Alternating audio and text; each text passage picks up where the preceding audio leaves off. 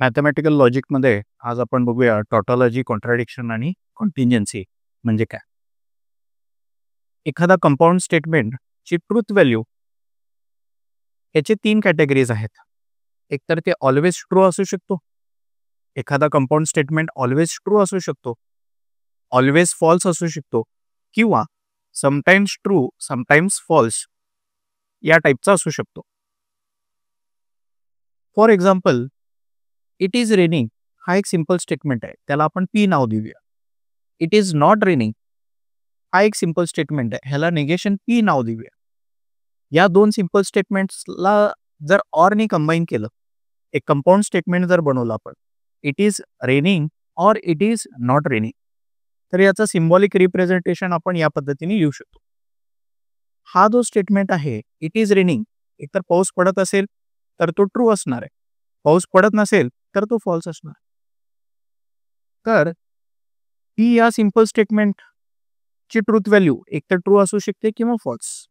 Negation p, it is not raining, याची truth value एकतर ते ट्रू असू शकतो किंवा फॉल्स.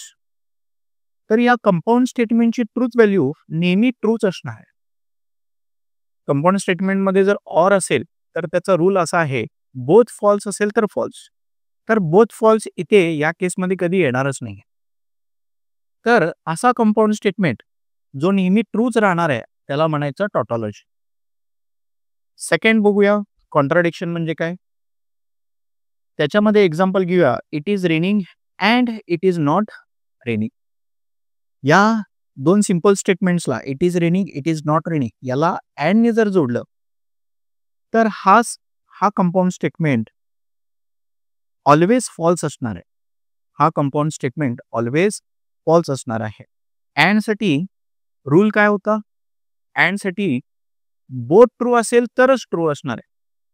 दोघांपैकी एक जरी फॉल्स असेल तर तो स्टेटमेंट फॉल्स असतो. अशा कंपाऊंड स्टेटमेंटला ज्याची नेहमी ट्रूथ व्हॅल्यू फॉल्सच असणार आहे त्याला म्हणायचं कॉन्ट्राडिक्शन. थर्ड टाईप कॉन्टिंजन्सी म्हणजे काय बघूया. पी हा एक सिंपल स्टेटमेंट आहे, it is raining, Q it is cold. या 2 सिंपल स्टेटमेंट्सला अँडने जर आपण जोडलं, it is raining and it is cold, यांचा जर ट्रूथ टेबल आपण बनवला तर एका केसमध्ये तो ट्रू येणार आहे आणि बाकीच्या केसमध्ये ते फॉल्स असणार आहे. तर कॉन्टिंजन्सीमध्ये कंपाऊंड स्टेटमेंट समटाइम्स ट्रू असतो आणि समटाइम्स फॉल्स असतो.